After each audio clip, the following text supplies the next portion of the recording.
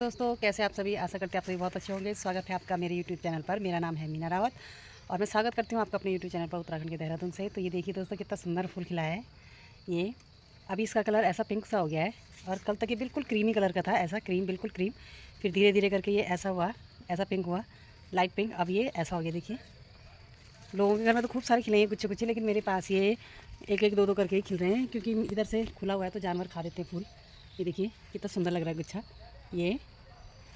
और धान हमारे निकल चुके थे दोस्तों परसों, जिस दिन दशहरा था आपका, ध्यान नहीं आ रहा, 24 को, 24 या 23-24 को जब दशहरा था तो निकल गए थे हमारे धान में जो है पटास बोलते हैं हम लोगों की लैंग्वेज में। पटास वैसे हम लोगों की नहीं, सभी लोग शायद से जो भैया लोग आए थे वो लोग भी पटास ही बोल रहे थे, यूपी साइड के। तो पटास है बहुत ज़्यादा, धान बहुत कम निकले। पर यह है कि जितना भी था घर का निपटा दिया। अब मुझे सुखाने हैं ये धान की ढेरी थोड़ी सी, और ये तिरपाल है हमारा खूब बड़ा सा। तो मैं इन्हें अभी कट्टों में भरूंगी इन धानों को। और अभी ये भी इतना बचा है कबाड़, इसमें भूसा बहुत ज़्यादा है, इसमें भी पटास और भूसा बहुत ज़्यादा है। तो इसको मैं खाली करने का सोचती हूँ और तिरपाल को निपटा खाली करके, इस साइड तो ये आम के पेड़ की छाया है तो यहाँ धूप 12-1 बजे बाद ही आएगी। वहाँ मैं इस तिरपाल को खाली करके ले जाती हूँ, वहाँ डालूँगी ताकि मेरा आज का दिन वेस्ट ना हो। और धान वैसे दूर से ढेरी कम दिख रही, लेकिन ठीक है, मतलब क्या करें, अपना खाने लायक थोड़ा बहुत हो जाएगा, थोड़ा मोल लेके खा लेंगे। और भूसा भी हो गया तो सॉरी इस, और ये जो लगे हैं ये छोटी छोटी ढेरी लगा रखी मैंने, इन पर मैं लगाऊंगी आग, क्योंकि ये खाली वैसा भूसा और पटासी है ये तिरपाल के किनारे पे जो पड़ा है। और इसको भी निपटाने का सोचती हूँ मैं अभी। और पराली भी संभाल दी कल। और थोड़ी धान मैंने जो है यहाँ खेत में डाले हैं, ऊपर वाले खेत में। यहाँ भी काफ़ी सारा पटास निकला, 2-3 कट्टे मैंने यहाँ डाले थे परसों से। देखिए ये अब मैं इन धानों को, ऊपर वाले धान को तो आज तीसरा दिन है। हाँ दीदी, हाँ तो बगल में कोई दीदी आवाज़ लगा रही, मैं वहाँ जाती हूँ। तो मैं मतलब इन धान जो मैंने ऊपर वाले खेत में डाले मैंने, आज तीसरा दिन है। कल मैंने उड़ाऊँगी दोबारा से और सुखा दूँगी, रख दूँगी संभाल के। इन वाले धानों को संडे को संभाल लूँगी सीधे।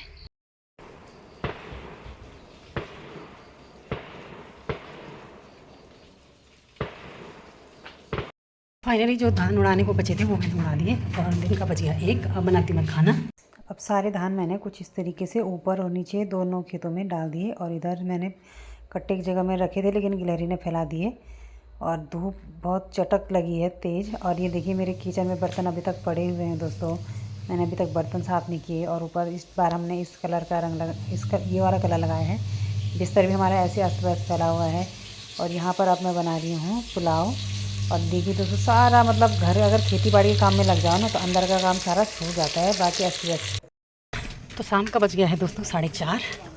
और मैंने जो पेंटर भैया लोग थे उन लोगों के लिए चाय बना दी, अपने लिए भी, अपने लोगों ने भी पी ली चाय। और धूप भी लगभग जाने वाली है तो मैं संभाल देती हूँ पहले धान, तब काटूँगी मैं घास। तो ये है मेरा ऊपर वाला खेत, ये इनको हो गए हैं 3 दिन और कल 4 दिन हो जाएगा। तो कल मैंने एक बार फिर से उड़ा के सूपे से संभाल दूँगी। और अब मैं दूसरे खेत में जा रही हूँ, नीचे वाले खेत में। इसमें मैंने 3-4 नहीं 4-5 कट्टे धान डाले हैं। और ये आज मैंने पहली बार डाले, क्योंकि 2 दिन से खेत में पड़े थे। तो आज मैंने फाइनली इनको थोड़ा साफ सूफ करके खेत में डाल ही दिया। और इन्हें मैंने पतला पतला करके डाला है, बड़ा फैला के डाला है बड़ी तिरपाल में। तो जिससे ये आज की धूप और कल शनिवार की धूप और परसों अगर धूप लगेगी, बादल नहीं लगेंगे तो इतवार की धूप में अच्छे सूख जाएंगे। फिर इन्हें मैं परसों उड़ा करके इनको भी संभाल दूँगी। फिर मेरे ये सुखाने पकाने का काम रह जाए, मतलब निपट जाएगा। सिर्फ जो मैंने आज उड़ाए दिन में, जिन्हें मैं उड़ा रही थी, उनमें कबाड़ ज़्यादा है तो वो सुखाने रह जाएंगे। उन्हें भी मैं अच्छे से सुखा के अगर खाने लायक होंगे तो रख अपने लिए रख दूँगी, नहीं तो गाय डंगरों को पिसा दूँगी। और इनको कुछ इस तरीके से मैंने फैला दिया ताकि कल मुझे सहूलियत होगी धूप में डालने में। उधर पेंटर वाले भैया भी अपनी पेंटिंग के काम में लगे हुए हैं। और अब काटती हूँ मैं घास। आजकल का मतलब काम के टाइम पे तो इतना आदमी पस्त हो जाता है ना दोस्तों कि पूछिए मत। आज मैंने बिल्कुल भी एक घड़ी भी रेस्ट नहीं किया। अंदर मैं तभी गई खाना बनाने के लिए। और खाना बनाते बनाते मैंने मतलब मैंने पुलाव बनाया था, मैंने आपको बताया पुलाव बनाया था। तो पुलाव जब तक बना तब तक मैंने भांडे बर्तन मांजे। और उसके बाद मैंने नहाना धोना किया अपना। लगा लो मैं 2 बजे नहाई आज का दिन मेरा बहुत ही ज़्यादा बिजी रहा। और बीच में मैं अपने भतीजे को भेजने भी गए थे घर, क्योंकि पापा के पैरों में ना बहुत ज़्यादा दर्द हो रहा है। और ये गाय जो है पैर बांधने में नखरे करती है, ये बहुत लात उड़ाती है। इसने मुझे बहुत परेशान कर रखा है इस गाय ने।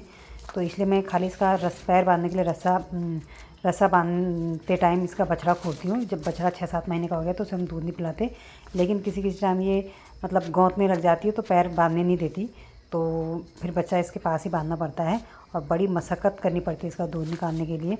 और दूध भी ज़्यादा नहीं देती, 2-2.5 किलो तक ही दूध देती है।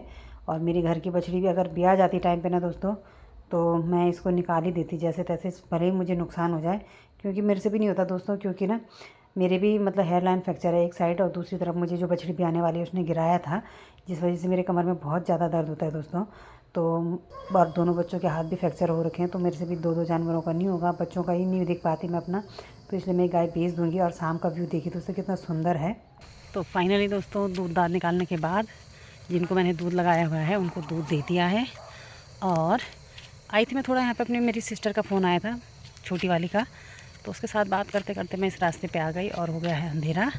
हस्बैंड भी नहीं आया अभी तक, और आएंगे तो तब मैं चाय बनाती हूँ। और आज है हमारे गांव में रिसेप्शन किसी की शादी का, तो ये सारे लोग जाएंगे घर वाले।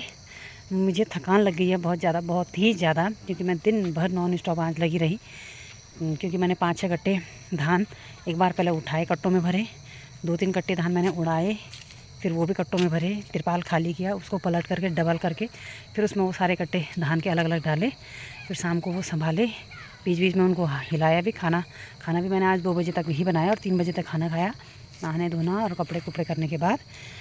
उसके बाद मैंने, पापा के पैरों में बहुत ज़्यादा दर्द हो रहा था, तो मैंने पापा को मना कर दिया था कि आप भतीजे को लेने मत आना, मैं उसको लेने आऊँगी, क्योंकि मुझे अपनी साड़ी ब्लाउज़ सिलाने के लिए दिया था, उसे लेने जाना था। तो इसलिए मैंने कहा मैं ही उसे छोड़ दूँगी, उसी रूट से जाना था मुझे, तो मैं छोड़ दूँगी करके, तो उसको छोड़ने गई। थोड़ा माँ के आँख का ऑपरेशन हुआ है, तो माँ अभी कुछ काम कर नहीं पा रही है, तो खाने के बर्तन थे उनके दिन के, तो उनके बर्तन माँज के, जबकि मैं अपने बर्तन माँज के गई थी, फिर उनके पापा लोगों के बर्तन के माँजे। पापा ने बोला भी कि मत माँज, मैं खुद माँज दूँगा, लेकिन मुझे अच्छा नहीं लगा, तो मैंने कहा चलो कोई बात नहीं, मैं भी थकी हुई थी, पर मैंने कहा कोई बात नहीं, मैं माँज के आई। फिर अपने कपड़े को मिला के गायें आ गई थी घर पे, गायें बांधी, और गायें बांधी, चाय चुई बनाई, मिस्त्री भैया लोगों को चाय चुई दी, फिर सब अपने धान बटोरे, घास काटा, दूध दाल निकाला, और अब थोड़ा सा मैं यहाँ पे घूम रही हूँ घर के अंदर ही, क्या करना। तो अभी वैसे घूमने का टाइम भी नहीं है घर के अंदर, तो खैर आज मैं गई ही नहीं ज़्यादातर, फिर भी, और क्या पता मैं ना भी जाऊँ शादी में या जाऊँ भी, कुछ फिक्स नहीं है।